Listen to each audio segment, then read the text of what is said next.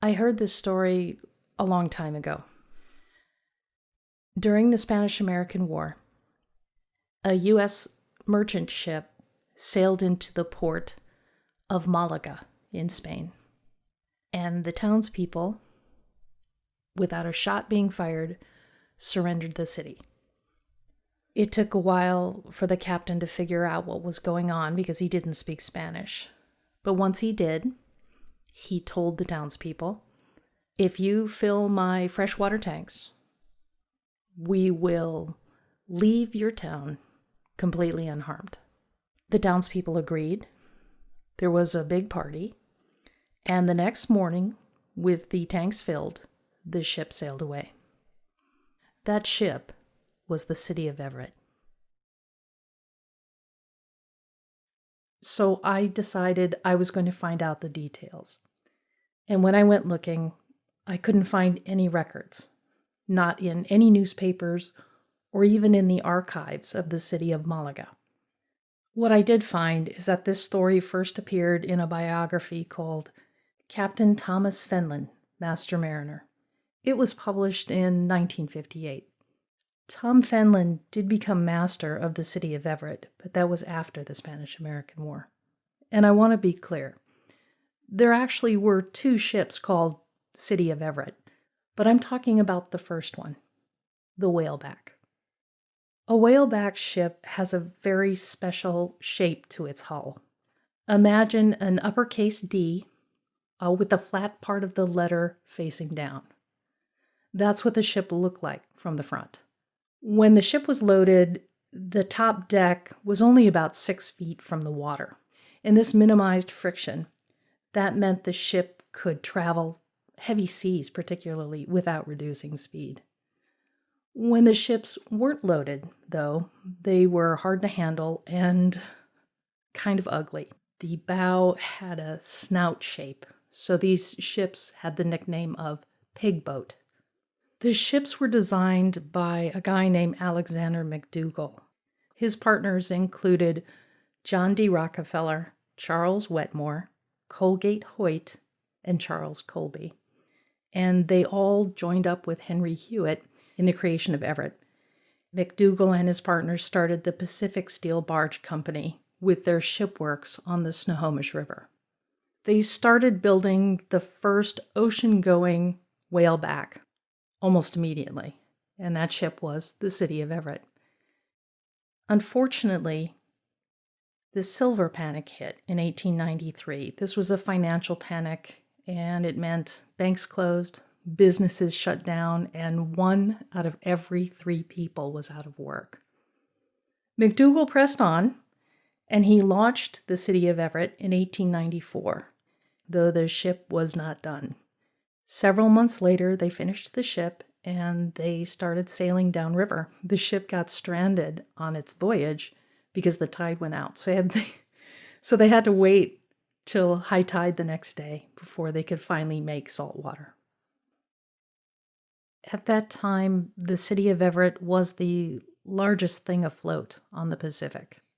And it was a very impressive, innovative, high-tech ship. During its first commercial voyage in March 1895, it hauled coal to San Francisco and garnered a lot of attention at the time. In 1897, the U.S. government commissioned the ship to haul relief supplies to India. 1 million people had died in a terrible famine, and we were trying to help. So Captain Louis Laverge and his crew sailed to India with 2,600 tons of food in the hold, landing at Calcutta in August. The ship then carried cargo to Indian ports and then sailed west through the Suez Canal to Spain and then to Charleston, South Carolina. According to the New York Times, the City of Everett was the first U.S. steamship to pass through the Suez Canal and to circumnavigate the globe. The City of Everett, like a lot of whalebacks, had a design flaw. The ships had a series of cargo hatches in the top deck. The hatches couldn't be very big because all of this work, the taking the hatches off, putting them back on, and then all being secured, was all done by hand. So the clamshell-shaped buckets they used to unload cargo just barely fit into the hatch. These buckets are not precision instruments, so they would often hit the sides of the hatches and damage the deck.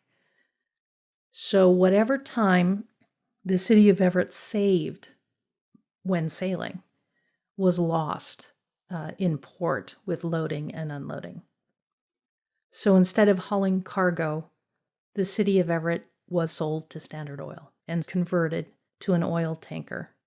In 1903, in Port Arthur, Texas, Captain Tom Fenlon, the guy who told the surrender story, was master of the ship when it suffered an explosion and a fire that burned for over 2 days.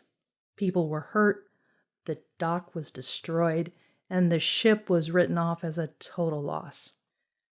Using railroad rails and concrete, Fenlon closed up the crack in the ship's hull and sailed the city of Everett to New York for repairs. An amazing feat of seamanship and guts. Because a whaleback rode so low in the water, it was hard for other ships to see it. In 1905, the ship was involved in a collision with the Leif Erikson. 2 of the Leif Erikson crew were killed.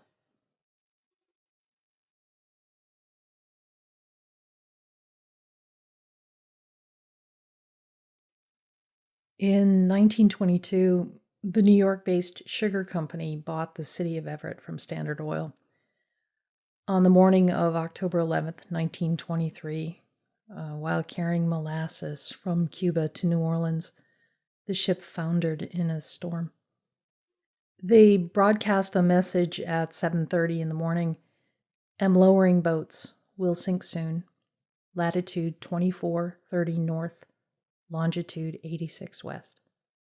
About 25 minutes later, another message said, going down stern first. One last SOS was sent, then the radio went silent. Rescue ships arrived at the coordinates to find no sign of the ship or its crew of 26. On January 18th, 1924, a bottle washed up on a beach near Miami. It had a note inside that read, SS Everett, this is the last of us. To dear friends who find this, goodbye forever and ever.